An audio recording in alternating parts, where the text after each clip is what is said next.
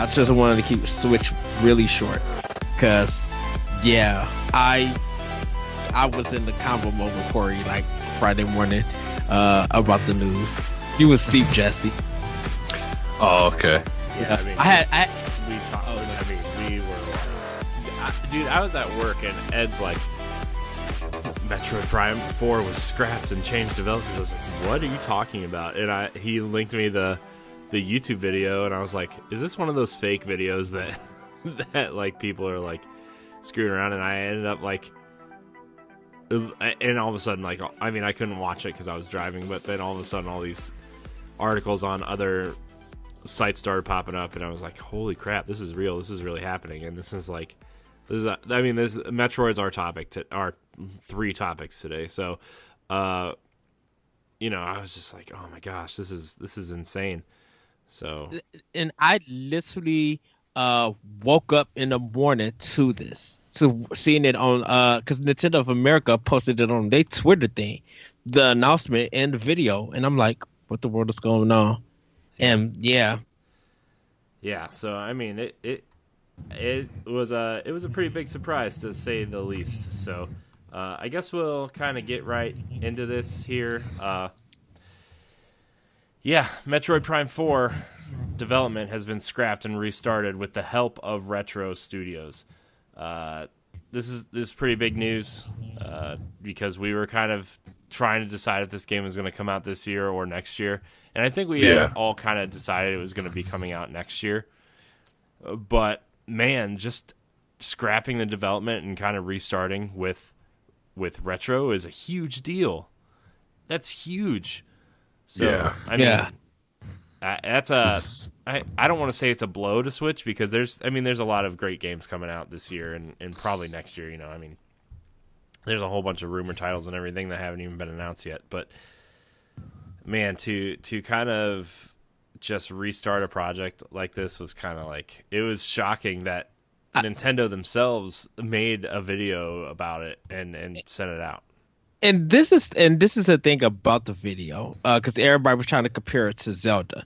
The Zelda one is different than this one, because Zelda, they just talked about the delay of it because they wanted to add more stuff. But they did do a video, and everybody was cool with it. I think that's what everybody kind of appreciates with Nintendo, and even with Japanese developers, because it's different than what they do in America. Like, they could just announce that a game is going to be canceled or delayed, and we read it and then move on and don't think nothing about it.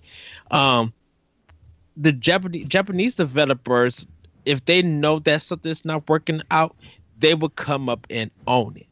Mm-hmm. And from the producers and developers and the directors and head executives come out to do a video like that, that's major. And I think that gives that company and that team more respect than just putting out a press release.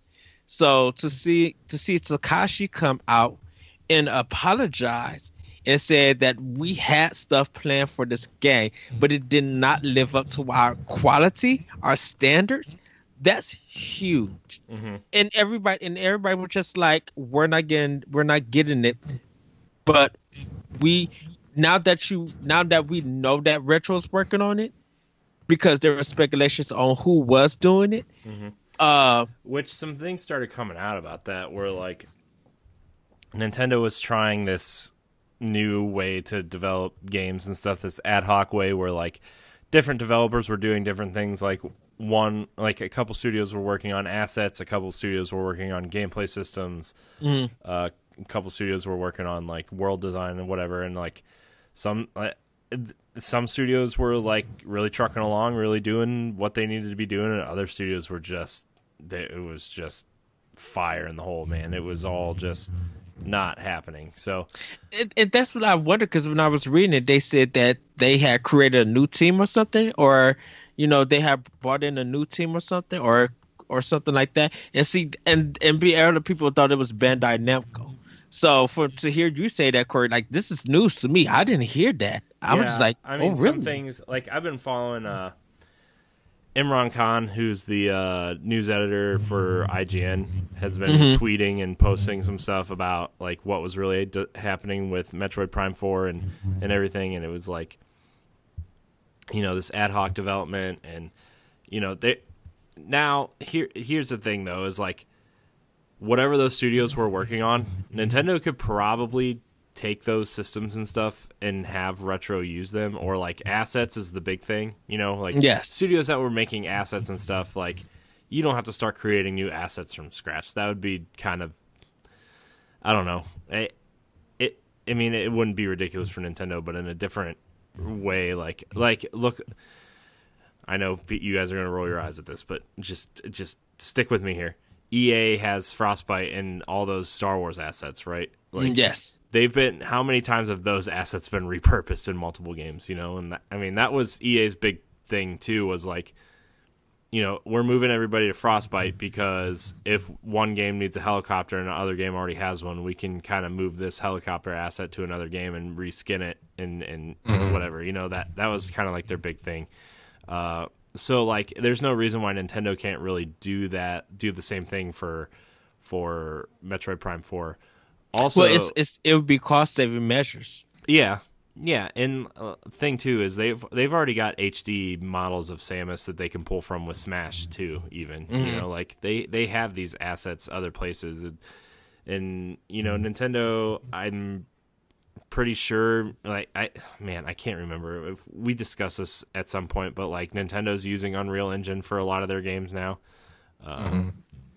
for that reason. So I don't know, man. It's a weird situation, but I mean, the thing is, I'm glad that they kind of scrapped the project if it wasn't up to their standards, because Metroid is a series that historically doesn't sell well, but Metroid Prime is kind of revered to a certain generation as like the Metroid series, right? And they want this game to live up to those standards, because Metroid Prime 2 were great on GameCube, and I think Corruption was probably pretty good, but the motion controls kind of led people to steer away from that game. But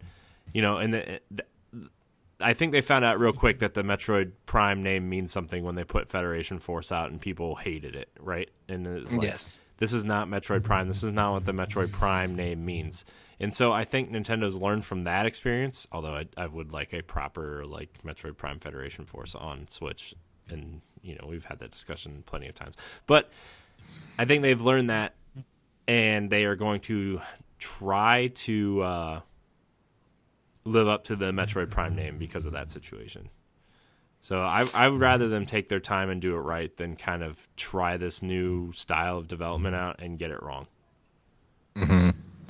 Yeah. Oh, go ahead, Jesse.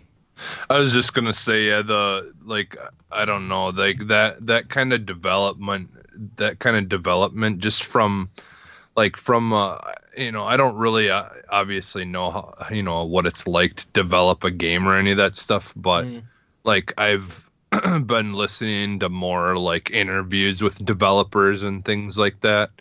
I checked out, there's this really good interview with the creator of Dead Space that I had watched. And he talks about the development of that, like that first Dead Space game, and like how difficult it got at times, and and they like got to the point of just like almost wanting to just quit, and like the only thing that saved them was to be able to, as a group, everyone go back and go over everything together and try to, work backwards and try to figure out what was wrong and what needed to be changed. And I just feel like if you have a whole bunch of groups like that are all just split up in different places, like that can't like be in the same place at once, like that it would be really difficult to figure out issues with the game, and it will take a lot longer to deal with them. Like, so I wonder if maybe that's what happened, is some of these groups would have issues, and it just wasn't as easy to go back and fix it. It's three things, like stuff like this, when it happens, when it splits. So you have, let's take Ubisoft. when sometimes when they make a game, they'll be like Ubisoft Shanghai, Ubisoft Canada. You know, they'll have different companies, but they all are under Ubisoft that work together. You have, Yeah. for example, the Square situation when they did on how Final Fantasy Remake is going, how they had different companies go out that they use, and it wasn't up to snuff. So they started from square one to redoing this games and got rid of everything. And then you have someone like Gearbox with Randy Pitchford and Sega with Alien Colonial Marines. That Sega gave Gearbox a game, but Gearbox gave this other company time, whatever, to do it. And then Gearbox would get it back, pitched, stitch the game together, fix some things, and then release it. Well, that didn't work well together. So we have those kind of three different developments. It's surprising that Nintendo would do something like this because Nintendo is talented enough to do everything in-house, or they'll be able to work with another Japanese developer. Platinum, to that Bandai point, Namco. To that point, Ed, bringing it in-house, right? I think to me, like, I think Nintendo wants this to speak to a Western audience, right? And I'm not saying that Japanese companies can't make good first-person shooter type games, right? Yeah. But honestly, I think we saw people break off from Retro to go work on Halo 5, right? And you could Halo 4 and 5 actually, you know, like you could actually see the Metroid Prime influences in it. Yeah, and Recore, like.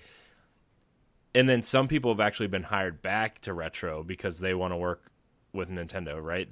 There's been some shifting around. I forget the names who have been rehired because I actually looked it up before the show just to see, like, and IGN actually wrote a big article this weekend that said who's at Retro from the original Metroid Prime trilogy teams, right? And they had this big article about who's still there, who got hired back, that kind of thing, what they worked on outside of here. Some of that team that worked on the Halo games came back. So, like, I think they want it to speak to a Western audience by making it not a proper first-person shooter, but more first-person shooter-esque with puzzle design, right? Like, and I think that's how they want to go, and bringing it in-house to Retro instead of, you know, having a bunch of different Japanese companies work on it, or even some outsourced Chinese development was rumored for assets and stuff. Like, maybe bringing it in-house under one roof was a better idea for a title like this. Now, I could see them doing that for smaller titles, you know, but I think Metroid Prime, they're banking a lot on Metroid Prime 4 for the simple fact that this is a big title for them, and they want it to speak to a Western audience because it's going to sell better over here. And I just think they made the right decision. I really do. It feels like just the Metroid series in general. I think after Metroid Fusion, they started splitting the game off. And Metroid is the only... Well, Metroid and the handheld Zelda games have been the only ones that have been split off to other developers. Mario & Rabbids to Ubisoft, that's more a side game in a sense, where it's not a full Mario game platformer. Those have been like the only time that Nintendo has used other developers. You know, Bandai Namco with Smash, of course, but Smash was actually done in-house before they started working with Bandai Namco. And you normally don't hear a lot of companies do that. First party, in a sense, working with other companies to do it. Nintendo mostly want to keep their games in Japan to work with. So to see them, and I agree with you, Corey, working with Retro to make the Prime games more appealing to Western, because when Metroid Prime 1 came out, it was such a hit that Nintendo was shocked that, you know, that they had a side Metroid story that they didn't expect that would sell well. Metroid has always been big in America. It's never been big in Japan, and somewhat big in Australia and Europe. But it's really a big franchise here in America. You know. Yeah. So, go ahead. No, I was gonna say, I think the thing is too is if you want it to not only meet expectations, but possibly exceed them. The best way to do that is to usually have the people who worked on it last, and now they're working with better hardware. They're working, with easier thing to use to make the game. Well, or was the last ones on?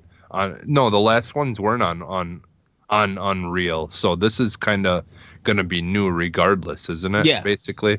So yeah, I mean at this point, most developers I feel like know how to use Unreal, so it's not really that big of a deal, but I just feel like this was probably the right move to do in the first place, is to just go with the people who had made the last one and let them improve on what they did in the past.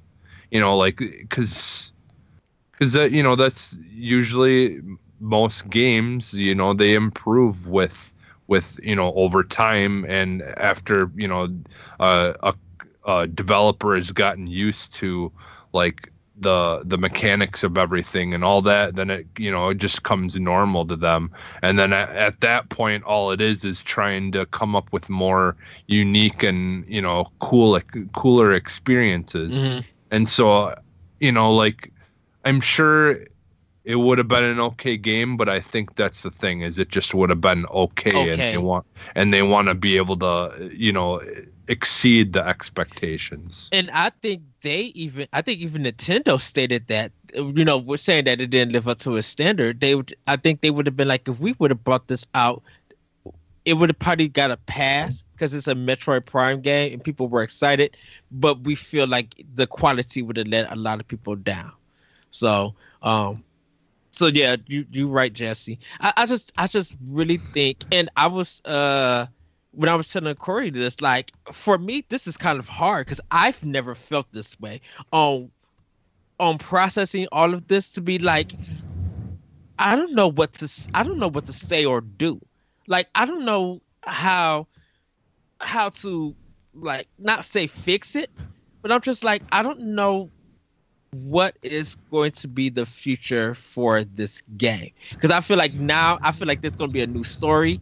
Maybe there are going to be new art assets. Maybe Retro and the producer have come, and the whole story is going to be rewritten and everything. I really don't know now what to do, because we didn't get anything.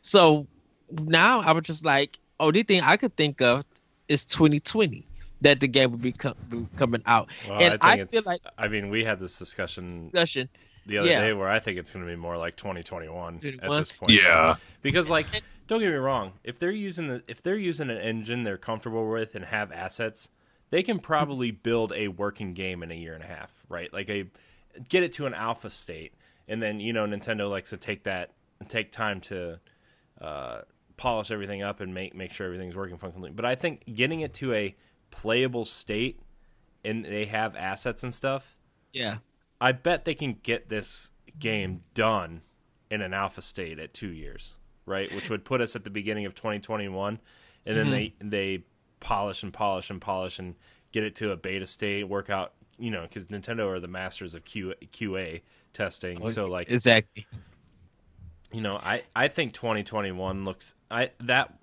holiday looks realistic of 2021.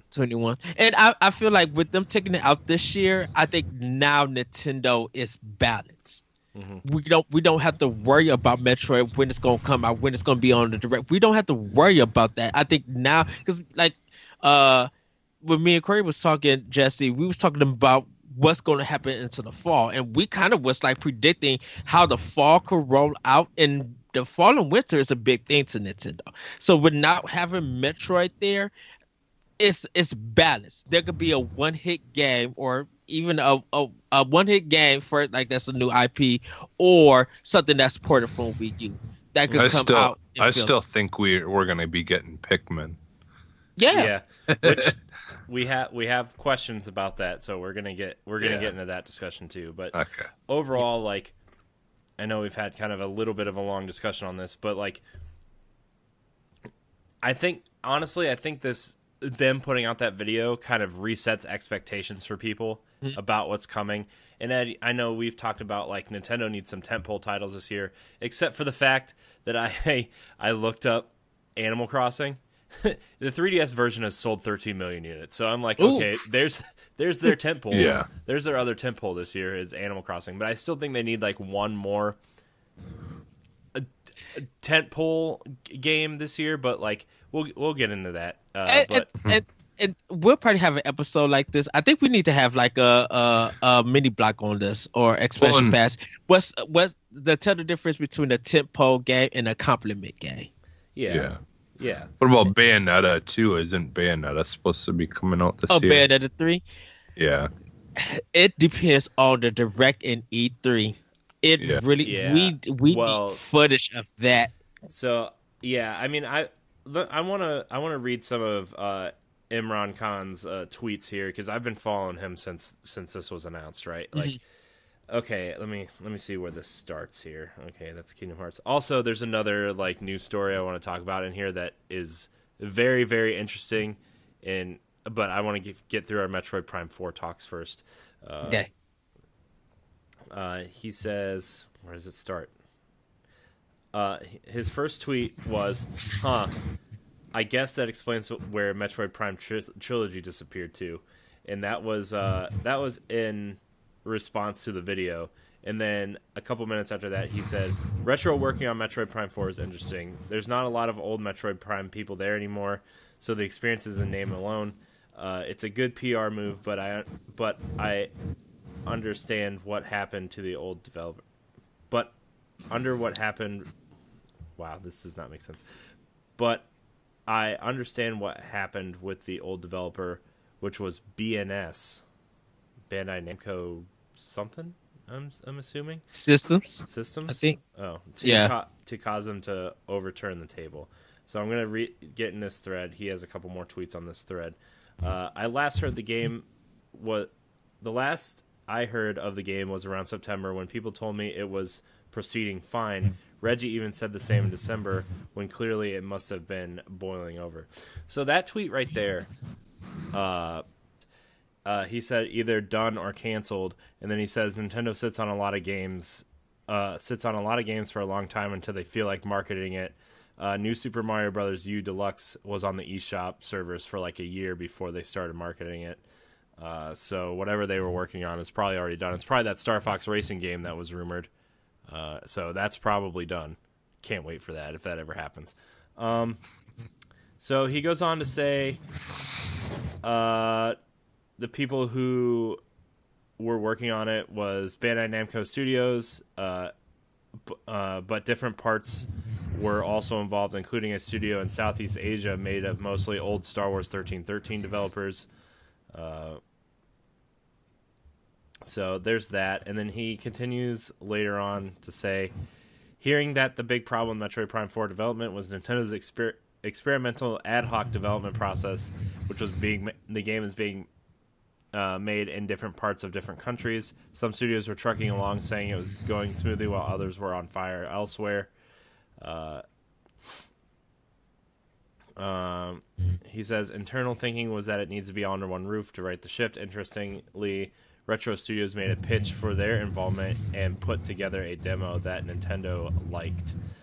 Some clarification, I think Trilogy was just meant to be announced in December, not necessarily at the Game Awards. I haven't heard specifically, but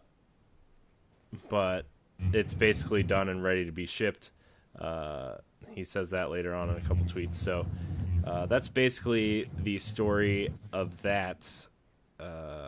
So yeah, he's got some thoughts on that. Well, and so I mean, that's the thing. I mean, at this point, we almost do need to just get the trilogy to hold us over until the actual 4 comes out now, because